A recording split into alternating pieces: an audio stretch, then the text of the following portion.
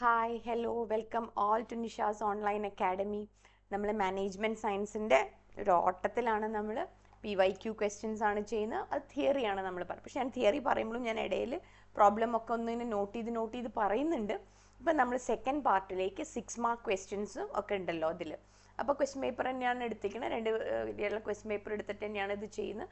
ഇതിലൊരു ക്വസ്റ്റ്യൻസ് നിങ്ങൾ വിട്ടു പോകണ്ട കേട്ടോ, മനസ്സിലാക്കി തന്നെ പോവാം. ഓക്കെ, അപ്പോൾ നമുക്ക് വൈകിക്കേണ്ട, ചാനൽ സബ്സ്ക്രൈബ് ചെയ്യാൻ മറക്കല്ലേ. ഓക്കെ, അപ്പോൾ നമുക്ക് നോക്കാം. ഇനി നമുക്ക് 5 മാർക്സ് 6 മാർക്സ് ക്വസ്റ്റ്യൻസിലേക്ക്, അതായത് പാർട്ട് ബിയിൽ വരാം അല്ലേ. അവിടെ ആകുമ്പോൾ നമുക്ക് 5 മാർക്സ്. അപ്പം നമുക്ക് എന്തായാലും ഒരു 5 6 സെൻറ്റൻസുകൾ പോയിന്റുകളൊക്കെ അതിൽ ആഡ് ചെയ്ത് തന്നെ നമ്മൾ എന്ത് ചെയ്യേണ്ടി വരും, നമ്മൾ പറയേണ്ടി വരും. അപ്പോൾ അതിലൊരു സംശയവും നമുക്ക് ഇല്ല. അപ്പം നമുക്കിതിനെ ഡീറ്റെയിൽ ആയിട്ട് അനലൈസ് ചെയ്തിട്ട് നമുക്ക് നോക്കാം. ഓക്കെ, അപ്പം ഞാൻ തുടങ്ങുകയാണെ. ഇതൊക്കെ ഒട്ടും വിട്ടു പോകാൻ പാടില്ലാത്ത, നമുക്ക് നല്ല മാർക്കും കിട്ടും, പിന്നെ പാസ്സാവാനുള്ള മാർക്സ് നമുക്ക് ഒരു ഗ്യാരണ്ടിയാണ് ഇതൊക്കെ കേട്ടോ. ഓക്കെ, ഇനി what are the phases of operation research, what are the different phases അല്ലെങ്കിൽ സ്റ്റെപ്സ് എന്നൊക്കെ ചോദിക്കാം അല്ലേ. ഓപ്പറേഷൻ റിസർച്ച് എന്ന് പറഞ്ഞാൽ മാനേജ്മെൻറ്റ് സയൻസിൻ്റെ വേറൊരു പേരാണ് കേട്ടോ. തെറ്റല്ലേ, അതെന്തോ വേറെയാണെന്നൊന്നും മനസ്സിൽ വിചാരിക്കരുത്. Decision science, management science, operation research, OR എന്നൊക്കെയാണ് MBA കുട്ടികളൊക്കെ പറയാം, MBAക്കൊക്കെ പഠിക്കുന്നവർ പറയാം. ഓപ്പറേഷൻ റിസർച്ച് എന്നുള്ള പേപ്പറാണ്. ഓക്കെ, ഡിസിഷൻ മേക്കിങ്ങിനാണ്, ഓർമ്മയുണ്ടല്ലോ. ഓപ്റ്റിമം സൊല്യൂഷൻ കാണാൻ വേണ്ടിയിട്ടാണ് ആ സബ്ജക്റ്റ് വരുന്നത്. ഓക്കെ, മാത്തമാറ്റിക്കൽ ആൻഡ് സ്റ്റാറ്റിസ്റ്റിക്കൽ മെത്തേഡ്സിൻ്റെ കോമ്പിനേഷൻസിലാണ് ഉപയോഗിക്കുന്നത്. So what are the steps operation റിസർച്ചിൽ? ഈ ഓരോ ചാപ്റ്ററും ഉണ്ട്. Linear programming, network analysis, decision theory, ഇങ്ങനെ കുറേ ചാപ്റ്റേഴ്സൊക്കെ ഉണ്ട്. സോ ഇതൊക്കെ, ഈ ഓരോ ചാപ്റ്ററിലും ഓരോ ടൂൾസ് ഉപയോഗിക്കുമ്പോൾ എന്തൊക്കെ സ്റ്റെപ്സിൽ കൂടെയാണ് കടന്നു പോകുന്നത്. സോ ഡിസിഷൻ മേക്കിങ്ങിൻ്റെ സ്റ്റെപ്സ് എന്തൊക്കെയാണ് എന്നാണ് ക്വസ്റ്റ്യൻ അല്ലേ. അപ്പം നിങ്ങൾ സ്ക്രീനിൽ നോക്കിയാൽ നിങ്ങൾക്ക് കാണാം, നമുക്ക് 6 സ്റ്റെപ്പായിട്ട് ചെയ്യാം കേട്ടോ. ഞാൻ പ്ലെയിൻ ആയിട്ട് പറയട്ടെ. നമ്മളൊരു എക്സാമ്പിൾ, ആ സ്റ്റെപ്സ് വേണം. നമ്മളൊരു ബിസിനസ് നടത്തിക്കൊണ്ടിരിക്കുമ്പോൾ നമ്മുടെ മുമ്പിൽ ആദ്യം വരുന്നത് എന്തായിരിക്കും? നമ്മുടെ മുമ്പിൽ വരിക ഒരു പ്രശ്നം വരും അല്ലേ.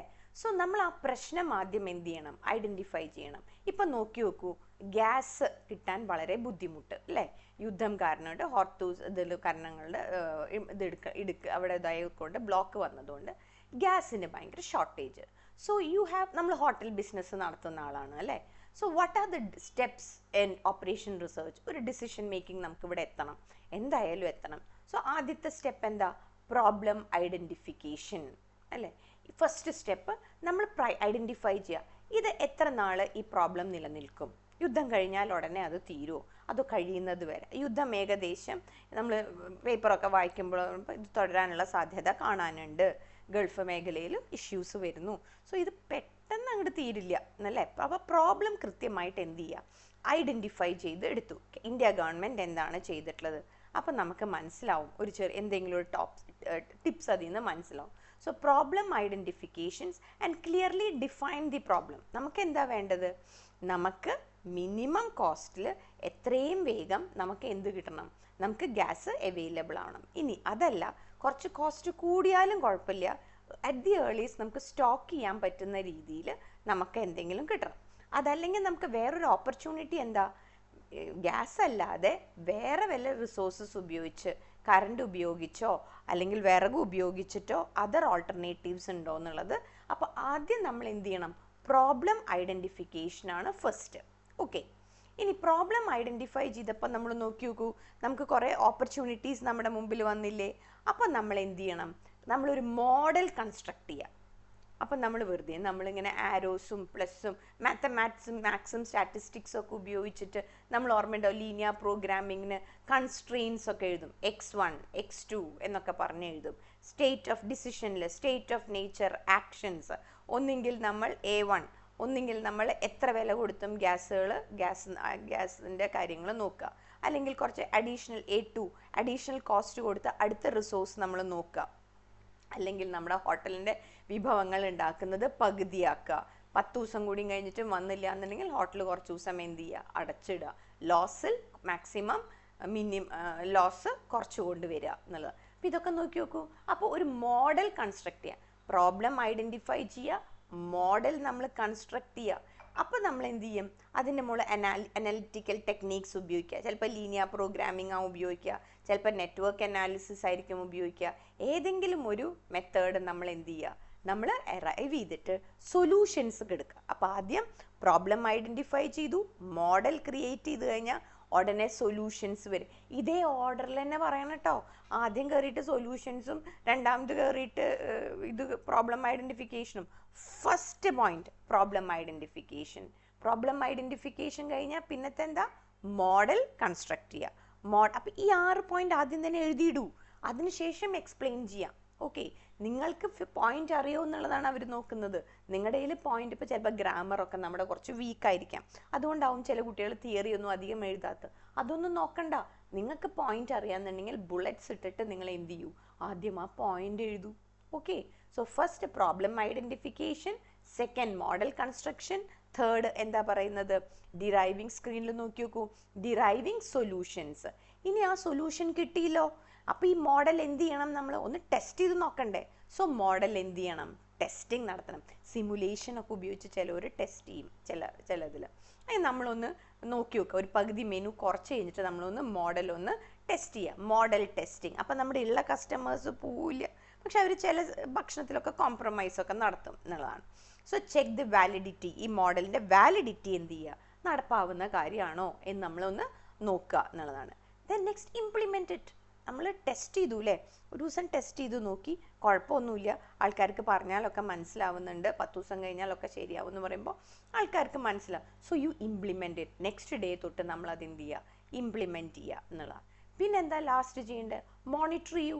മോണിറ്റർ ചെയ്യുമ്പോൾ നമുക്ക് എന്തുണ്ടാവും, നമുക്ക് ഐഡൻറ്റിഫൈ ചെയ്യാൻ പറ്റും എവിടേക്കാണ് നമ്മൾ ഇനി മാറ്റം വരുത്തണോ, ഇനി ഇത് പോരാ, വേറെ കുറച്ചുകൂടി നല്ല മെത്തേഡുകൾ നമ്മൾ മാറണോ എന്നൊക്കെ എന്ത് ചെയ്യണം, ഇംപ്ലിമെൻറ്റ് ചെയ്യാൻ നോക്കണം. ഇപ്പം ഞാൻ തന്നെ നോക്കി നോക്കൂ, ഞാൻ ആദ്യമായിട്ടാണ് ഒരു ചാനൽ, എൻ്റെ മനസ്സിലുണ്ട്, മോഹമൊക്കെ ഉണ്ട്, കുറേ കാലമായിട്ട് കിടക്കുന്ന മോഹമാണ്.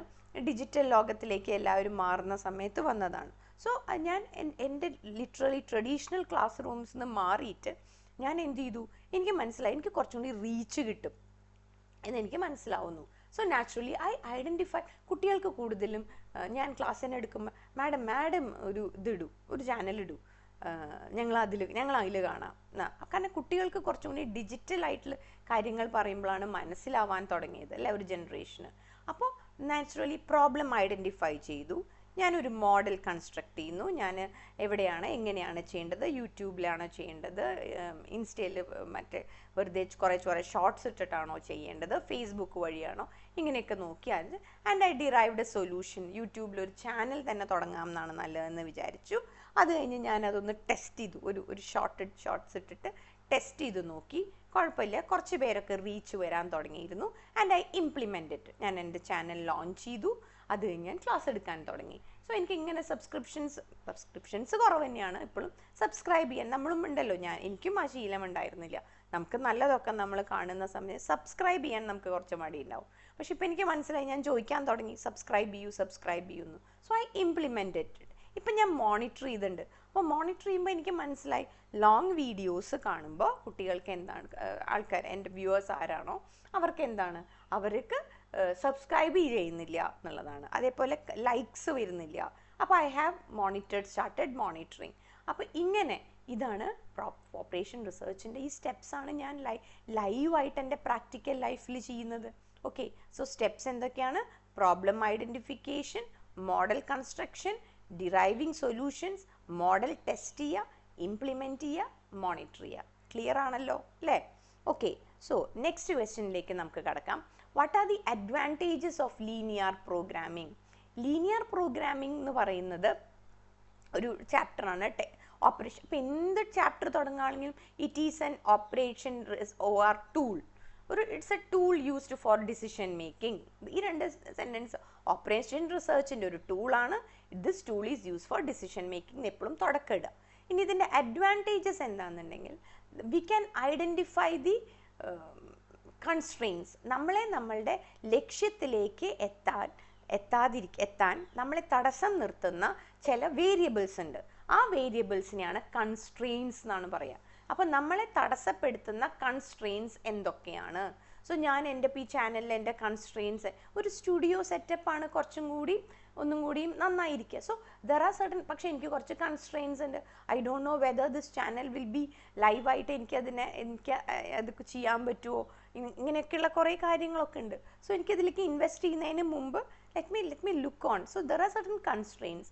പിന്നെ ഞാനിപ്പോൾ ചെയ്യുന്നത് കുറച്ച് BCom BBA ഇങ്ങനെയുള്ള നിങ്ങളുടെ പോലെയുള്ള സ്റ്റുഡൻസിൻ്റെ ഇടയിലാണ് ചെയ്യുന്നത്. സോ എനിക്കിതിൻ്റെ ഹൊറൈസൺ ഡെവലപ്പ് ചെയ്യാൻ പറ്റുമോ, ഇങ്ങനെയൊക്കെയുള്ള ഹൊറൈസൺസ് വളരെ കുറവാണ് BCom BBA സ്റ്റുഡൻസ് എന്ന് പറഞ്ഞിട്ടാണ് ഇടുന്നത്.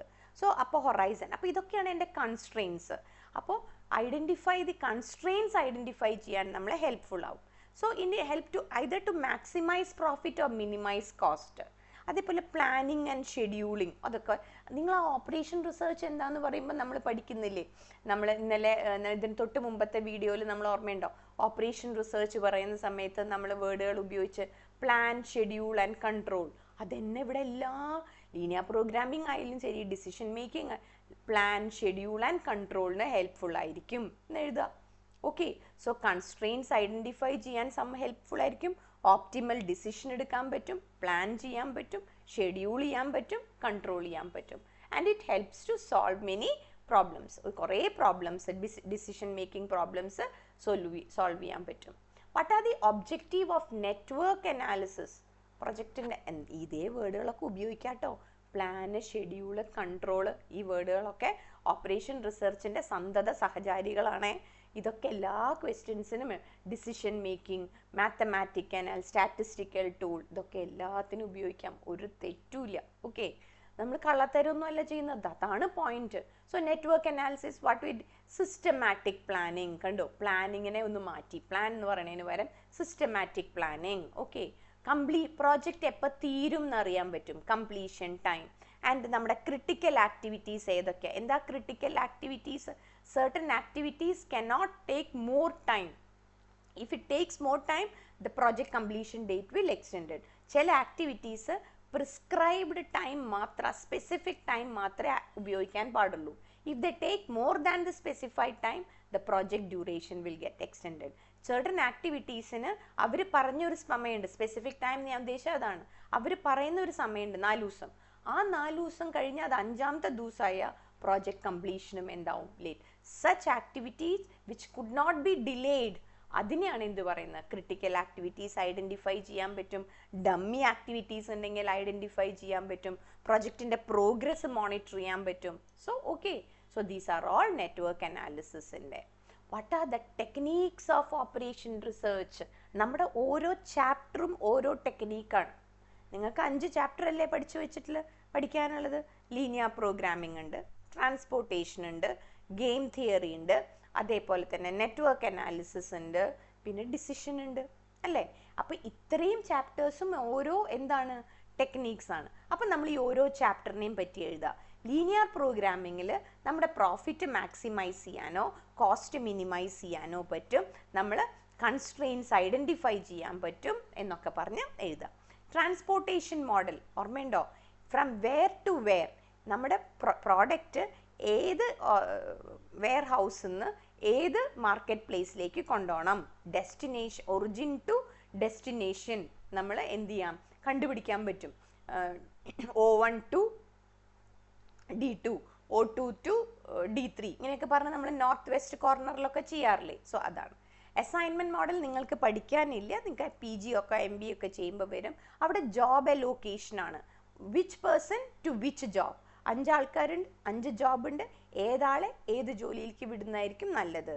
So game theory, 2 players, Maximin, minimax ഓർമ്മയുണ്ടോ? റോ മിനിമം, മാക്സിമിൻ എങ്ങനെ കാണും, റോ മിനിമം കോളം മാക്സിമം കാണുക, ചെയ്ത് വെക്കാറില്ലേ. മിനിമാക്സ് എങ്ങനെ കാണും, maximum of row minimum. Okay, നമുക്ക് നല്ല പ്രോബ്ലംസ് ഉണ്ട് കേട്ടോ, ഭംഗിയുള്ള പ്രോബ്ലംസ് ഉണ്ട്. ഗെയിം തിയറിയിൽ ഒന്ന് നോക്കിക്കോളൂ, നല്ല എളുപ്പമാണ് അത്. നെറ്റ്വർക്ക് അനാലിസിസ്, നെറ്റ്വർക്ക് അനാലിസിസിൽ ക്രിട്ടിക്കൽ ആക്ടിവിറ്റീസ് ഐഡൻറ്റിഫൈ ചെയ്യാല്ലേ. നമ്മൾ തൊട്ട് മുമ്പ് നെറ്റ്വർക്ക് അനാലിസിസ് എന്താണെന്ന് പറഞ്ഞിട്ടേ ഉള്ളൂ. സെയിം സാധനം അവിടെ എന്ത് ചെയ്താൽ മതി, റിപ്പീറ്റ് ചെയ്താൽ മതി. ക്യൂയിങ് തിയറി, എങ്ങനെയാണ് ക്യൂവിൽ നിൽക്കുമ്പോൾ നമ്മൾ ഒരു ക്യൂ അറേഞ്ച് ചെയ്യുക, നമ്മുടെ സ്ഥാപനത്തിൽ ഒരു ക്യൂ ഉണ്ടെങ്കിൽ how to manage this queue. ഇടയ്ക്കിടെ കടയിൽ നമ്മൾ സെയിൽസ് കൗണ്ടേഴ്സ് കൂടുതൽ ഇട്ടിട്ടൊക്കെ നമ്മൾ അറേഞ്ച് ചെയ്യില്ലേ, ബിൽ കൗണ്ടേഴ്സ് കൂടുതലൊക്കെ ഇട്ടിട്ട് തിരക്ക് കുറയ്ക്കില്ലേ. ചിലപ്പോൾ ഒരാളും ഇല്ല എന്നുണ്ടെങ്കിൽ കുറേ കൗണ്ടറുകൾ വേണ്ടാന്ന് വെച്ചിട്ട് നമ്മൾ ഒറ്റ കൗണ്ടറിലേക്ക് ഇങ്ങനെ. This management, queuing management, inventory, EOQ, economic order quantity, reorder level, ഇതൊക്കെ ഓപ്പറേഷൻ റിസർച്ചിൻ്റെ ടെക്നീക്സ് ആണ്. ക്ലിയർ അല്ലേ? ഇനി what are the importance of game theory. Game തിയറിയുടെ ഇമ്പോർട്ടൻസ് എന്താണ് എന്നുള്ളത് വേറൊരു കാര്യം നിങ്ങൾക്ക് കാണാം. സോറി, ഗെയിം തിയറിയുടെ ഇമ്പോർട്ടൻസ് എന്താണ്? It helps to analyse competitive situations. Competitive situations analyse ചെയ്യാൻ ഹെൽപ്ഫുൾ ആയിരിക്കും. അതേപോലെ സ്ട്രാറ്റജിക് ആയിട്ടുള്ള ഡിസിഷൻ മേക്കിംഗ് ആണ്, ടെക്നീക്സ് ആണ് നമുക്ക് വരിക. And helpful, useful in pricing and marketing ഡിസിഷൻസും ഓപ്റ്റിമൽ സ്ട്രാറ്റജീസ് ഏതാണെന്നുള്ളതും എക്കണോമിക്സിലും ബിസിനസ്സിലും ഇത് എന്ത് ചെയ്യാനും പറ്റും, ഇത് അപ്ലൈ ചെയ്യാനും പറ്റും. So these are the things. അപ്പോൾ വളരെ കുറച്ച് ഞാനിപ്പോൾ ഈ വീഡിയോയിൽ വരുന്നുള്ളൂ. കുറച്ച് വലിയ മാർക്സിൻ്റെ ക്വസ്റ്റ്യൻസ് ആണ് അതിൽ ഉള്ളത്. ഇത് എക്സ്പാൻഡ് ചെയ്ത് എഴുതണം. അതല്ലെങ്കിൽ ഇതിൻ്റെ പോയിന്റ്സ് എഴുതിയിട്ട് നിങ്ങളൊരു 1 ലൈൻ എക്സ്പ്ലനേഷൻ അതിന് കൊടുത്താൽ മതി. ഓക്കെ, സോ മറക്കാതെ കാണുക. ഇപ്പം നമ്മൾ ഒരു ക്വസ്റ്റ്യൻ പേപ്പർ എടുത്തിട്ടാണ് അനാലിസിസ് ചെയ്ത്, ഇത് റിപ്പീറ്റഡ് ക്വസ്റ്റ്യൻസ് ആണ് കേട്ടോ. ഇപ്പോൾ ഈ 2 വീഡിയോയും കൂടി ജോയിൻ ചെയ്തിട്ട് നിങ്ങൾ എന്ത് ചെയ്യണം, നന്നായി കാണണം. മറക്കരുത്, ചാനൽ സബ്സ്ക്രൈബ് ചെയ്യാൻ മറക്കല്ലേ. പലരും മറന്നു പോണ്ട് ചാനൽ സബ്സ്ക്രൈബ് ചെയ്യാൻ. അതേപോലെ തന്നെ എനിക്ക് ഒരു ലൈക്കോ, അതേപോലെ തന്നെ എന്തെങ്കിലും പ്രശ്നങ്ങൾ, എന്തെങ്കിലും നിങ്ങൾക്കൊരു ബുദ്ധിമുട്ടുകൾ അതിൽ കാണാണ്ടെങ്കിൽ എന്ത് ചെയ്യണം വേണം, കമൻറ്റ് ചെയ്യും വേണം. ഞാൻ ഈ നോട്ട്സ് ടെലഗ്രാം ചാനലുണ്ട്, ടെലഗ്രാം ചാനലിൽ ഞാൻ ഈ നോട്ട്സ് ഷെയർ ചെയ്യും ചെയ്യാം. പെട്ടെന്ന് പഠിക്കാൻ പറ്റും എന്ന് തോന്നുന്നു. സിംഗിൾ ലൈൻ ഇതേ ഉള്ളൂ. ഒരു പേടിയും പേടിക്കേണ്ട. മാനേജ്മെൻറ്റ് സയൻസ് നമ്മൾ ഇത് പഠിച്ചു പോയി കഴിഞ്ഞാൽ ഭയങ്കര കോൺഫിഡൻ്റ് ആയിട്ട് പോയിട്ട് എഴുതാൻ പറ്റും. കാരണം തിയറി ക്വസ്റ്റ്യൻസ് ഇതിലപ്പുറമൊന്നും ഇനി വരാനില്ല, ഇതിൽ വരാനില്ല. അപ്പോൾ ഞാൻ 2 വീഡിയോയും കൂടി പറ്റുമെങ്കിൽ നോക്കട്ടെ, ചെയ്യാം.